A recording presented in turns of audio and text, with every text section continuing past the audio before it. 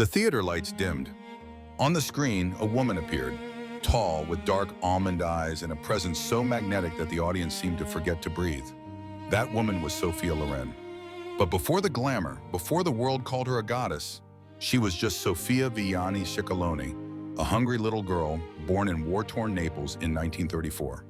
Her childhood was not made of velvet curtains or red carpets. It was nights spent in a cramped apartment, her mother trying to feed the family with rations that never seemed enough.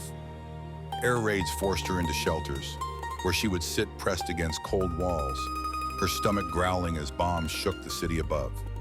She was frail, underfed. Classmates mocked her as the little toothpick. No one imagined this girl would one day redefine beauty on a global stage. Imagine this. While other children dreamt of toys, Sophia dreamt of survival. But even in those shadows, her mother, Romilda, whispered, "You are meant for something greater.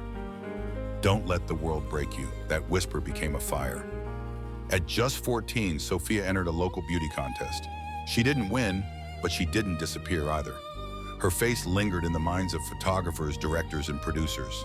She had something different, a beauty that wasn't polished. It was raw, volcanic, unforgettable.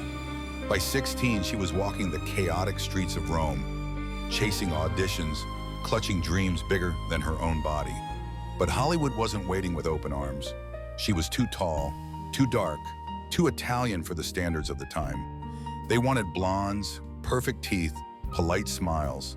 Sophia had curves, a husky voice, and eyes that told stories before her lips could. She didn't fit the mold, so she broke it. Friends, before we continue her extraordinary rise, I'd love to ask, if these stories take you back to your youth, don't miss the rest. On your screen, there's a red button that says subscribe. Click it so you can relive these memories with us every week. And so as the curtain rose on the 1950s, Sophia Loren began her climb, not as a polished Hollywood darling, but as a storm from Naples, ready to rewrite the world's idea of what beauty, strength, and resilience look like. The streets of Rome in the late 1940s were buzzing with post-war chaos. Black markets, crowded cafes, and movie sets springing up on every corner. This was the Italy of neorealism, where directors like Vittorio De Sica and Roberto Rossellini searched not for polished beauty queens, but for raw authenticity. And there, walking among the crowds, was young Sophia, her presence impossible to ignore. She started small, extra roles, a face in the background, a girl at a table, a passerby on the street. She didn't have lines, but she had eyes. Directors noticed how, even in silence, the camera seemed to orbit her. But fate doesn't unfold without trials. Casting directors dismissed her as too provincial, her accent too thick, her body too bold for the era's fragile ideals.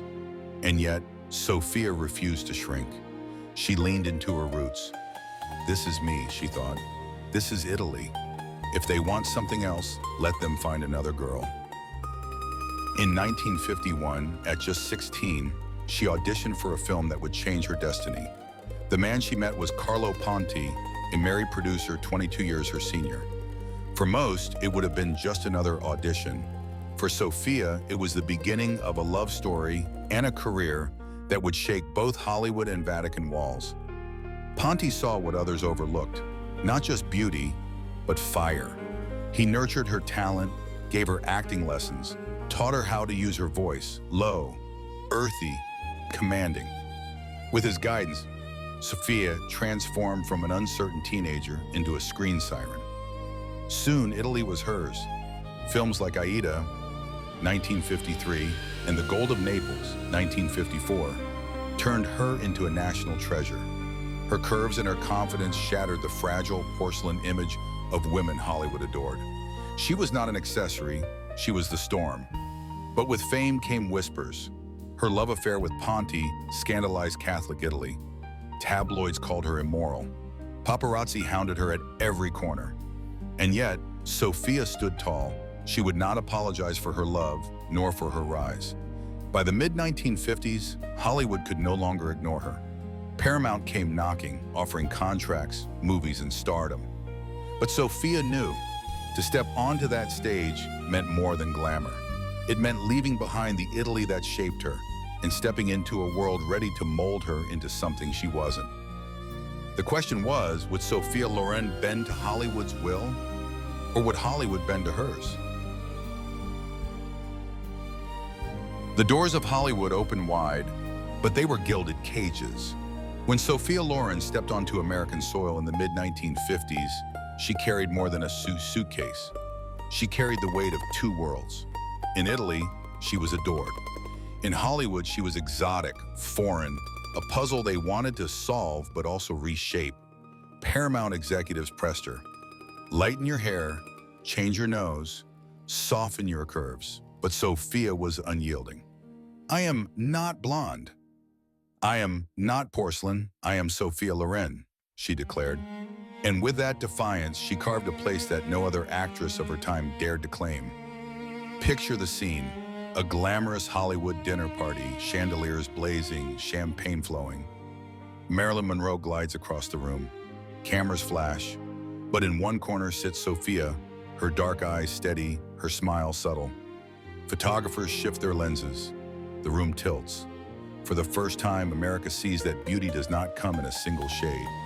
She starred the opposite giants. Cary Grant in Houseboat, 1958. Anthony Perkins in Desire Under the Elms, and Clark Gable in It Started in Naples, 1960. Each performance was a collision of cultures, Hollywood's polished charm clashing with Sophia's volcanic intensity. Audiences couldn't look away. But behind the cameras, life grew complicated. Cary Grant captivated, pursued her relentlessly. Love letters, whispered promises of marriage. Yet Sophia's heart was bound to Carlo Ponti, the man who had believed in her when no one else did. To choose Grant meant Hollywood comfort. To choose Ponti meant scandal, exile, and fighting the Catholic Church itself. Think about it. Would you have chosen the easy road or the one paved with fire? Sophia chose fire. The Vatican denounced her marriage. Newspapers called her a sinner. But Sophia once again stood tall. She didn't bow to institutions, didn't yield to gossip. She held Carlo's hand and declared, "This is my life, and I will live it as I choose." Her defiance was more than personal, it was political. She embodied a new kind of woman, one who could be sensual without apology, powerful without permission. And soon, Hollywood realized they weren't just dealing with another starlet, they were witnessing the rise of an icon. In 1961, Sophia Loren would take on a role that would shatter not just Hollywood's expectations, but the entire world's. A role that would bring her an Academy Award and forever etch her name into the history of cinema. Italy was rebuilding itself from the ashes of war, and cinema became the mirror of that struggle. Directors no longer wanted glossy fantasies, they wanted truth. And no one embodied truth like Sophia Loren. Vittorio De Sica approached her with a script, La Ciociara, Two Women. It was the story of Sisera, a mother trying to shield her daughter from the brutality of war. There were no ball gowns, no diamond necklaces, just dirt, hunger, and the cruel face of survival. Hollywood agents warned her, "Don't do it. It's too raw, too ugly. You'll ruin your image." But Sophia knew this was the role she was born to play. On set, she poured her soul into Sisera. Her memories of childhood bombings, nights in shelters, the sound of sirens, all of it returned. When the cameras rolled, she wasn't acting, she was reliving. Every scream, every tear was real. When the film premiered, audiences sat in silence, unable to move. Sophia's performance was not just powerful, it was devastating. And then, history was made. In 1962, she became the first actress to win an Academy Award for a foreign language performance. Imagine the scene, the golden stage of the Oscars, applause filling the theater. Sophia, the little girl once mocked as the toothpick, stood before the world, clutching the statue, her eyes shimmering with triumph. She hadn't just won for herself. She had won for Italy, for every woman told she was too poor, too different, too unworthy. The world now saw her not only as a beauty, but as an artist. Her face graced every magazine. Her name echoed from Rome to New York, Paris to Tokyo, and yet, behind the glamour, she remained the girl from Naples. Fierce, loyal, unashamedly herself. But success brought new battles. In the years that followed, legal wars over her marriage to Carlo Ponti escalated. The Vatican still refused to recognize their union. At one point, she was forced to live in exile in Paris, torn between her love and her homeland. Even as she worked with the greatest directors, the shadow of scandal followed her. Still, Sophia refused to break. She once said, "You have to be born with a soul that refuses to surrender." And that spirit carried her through every storm. As the 1960s ended, Sophia Loren was no longer just an actress. She was a symbol, a woman who had turned poverty into power, scandal into strength, and cinema into art. But her story was far from over. Ahead lay years of reinvention, motherhood, exile, prison, and a resilience that would once again test the limits of her soul. The Oscar had crowned her a queen, but queens are never free from storms. As the 1960s gave way to the 1970s, Sophia Loren found herself caught between two worlds, adored by audiences, yet pursued by shadows that would not leave her in peace. Her marriage to Carlo Ponti remained under siege. The Vatican condemned it, Italy refused to recognize it, and for years the couple lived in exile in France. Sophia longed for home, the streets of Naples, the warmth of her mother's kitchen, but she would not abandon the man she loved. Together they endured the whispers, the headlines, the relentless judgment of institutions determined to bend them. But life has a way of balancing hardship with grace. In 1968, Sophia gave birth to her first son, Carlo Jr. 4 years later, Eduardo followed. Motherhood changed her more than any award, any film, any applause ever could. For the first time, she felt the quiet triumph of rocking a child to sleep, of knowing that the little girl who once hid from bombs now cradled life in her own arms. Yet even as she embraced motherhood, the world refused to let her rest. In 1982, an Italian court accused her of tax evasion. Newspapers screamed scandal, though the charges were more bureaucratic, tangled than crime. Still, Sophia found herself behind bars for 17 long days. The sight of her, the goddess of cinema, locked inside a prison cell, stunned the world. She later recalled those days with a mix of disbelief and resilience. The cell was small, the walls cold, the hours endless, but she never allowed despair to take her. "I used the time to think, to reflect, to understand that no matter where you are, dignity is something you carry within," she said. When she walked free, her spirit was unbroken. Cameras swarmed, fans cheered, critics speculated. But Sophia stood tall, as she always had. The prison walls had not diminished her. They had carved her into something stronger, more human, more untouchable. Through exile, scandal, and even prison, Sophia Loren remained what she had always been, a woman who refused to surrender. And as the years passed, she returned to the screen with renewed power, her performances carrying the weight of every trial she had endured. Still, one question lingered. Could a woman who had spent her entire life as a symbol of resilience ever find true peace away from the spotlight?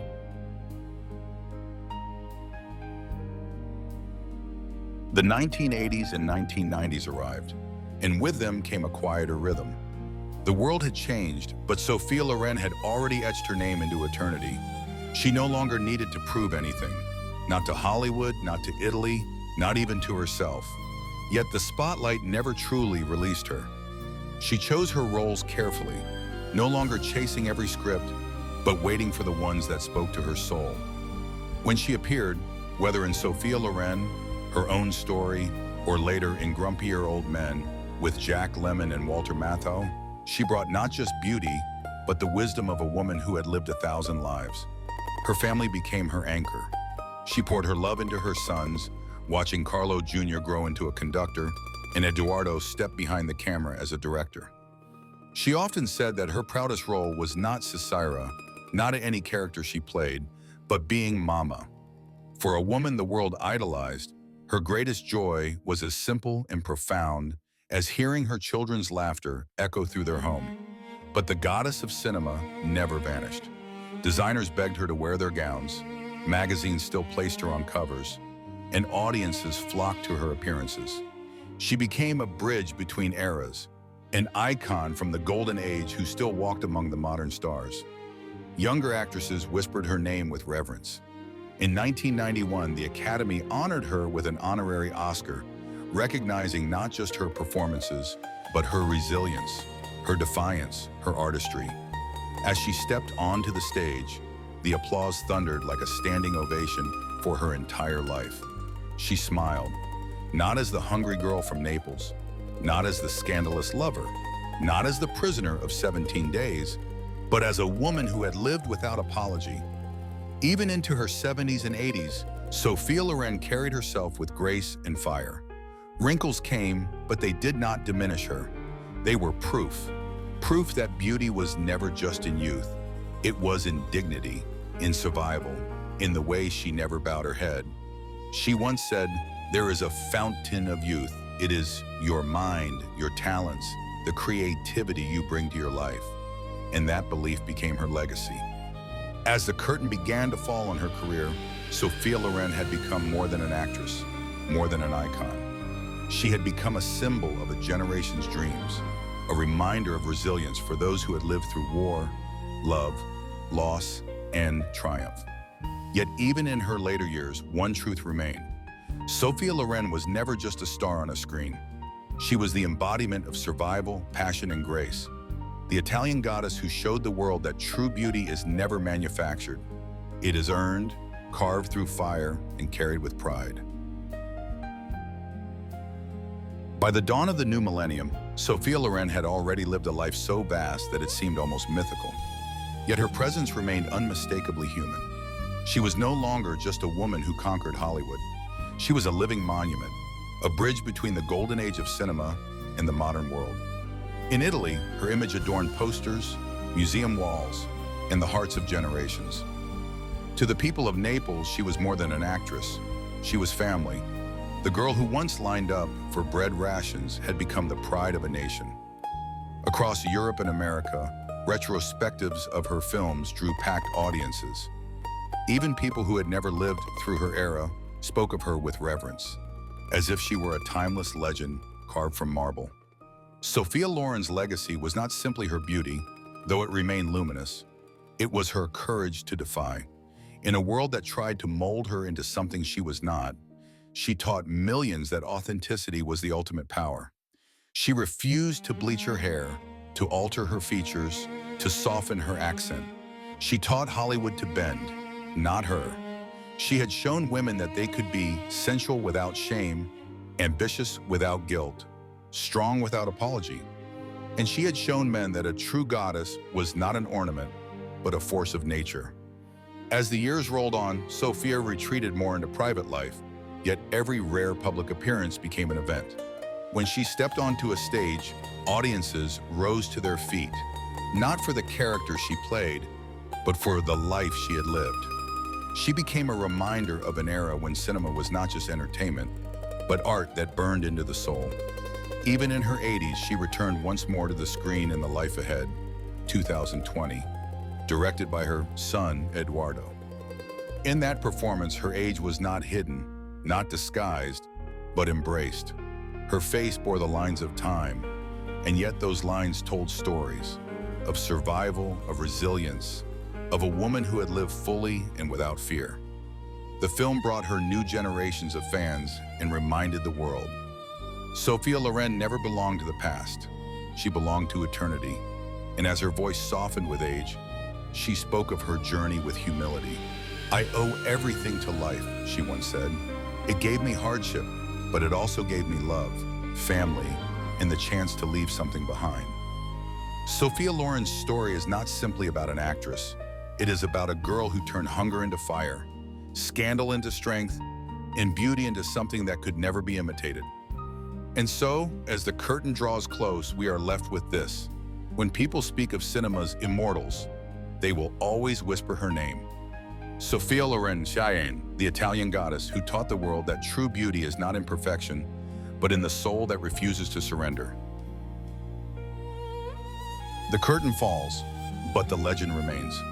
Sophia Loren's story is not just the journey of an actress. It is the story of survival, defiance, and the eternal spark of humanity. From the bomb shelters of Naples to the grand stages of Hollywood, from scandal and exile to Oscar glory, she carried herself with the same unshakable truth. Never surrender who you are. Close your eyes and imagine her once more, standing tall in a shimmering gown, those dark eyes unblinking, her smile radiant yet knowing. She is no longer the frail child mocked as the toothpick. She is the woman who proved the world wrong. A mother, a fighter, a lover, a survivor, and above all, a symbol of timeless grace. Her story is a mirror. For those who have lived through hardship, Sophia shows that pain can become power. For those who have loved against the odds, she proves that love can defy empires. And for those who fear time, she reminds us that true beauty does not fade, it deepens. Today she stands not just in cinema, but in memory, in history, in the hearts of millions. Sophia Loren, the Italian goddess, lives on every time her films flicker across the screen, every time a woman dares to be herself without apology, every time resilience triumphs over despair. My friends, this journey has been a tribute not only to Sophia Loren, but to an era that shaped your lives and memories. If these stories touched your heart, if they brought back moments of your youth or opened a window to timeless beauty, don't let them slip away. On your screen, you'll see a red button that says, subscribe. Click it so you can continue walking with us through the lives of legends who defined an age. And so the lights dim once more, but in the darkness, a flame still burns. The flame of Sophia Loren, a flame that will never go out.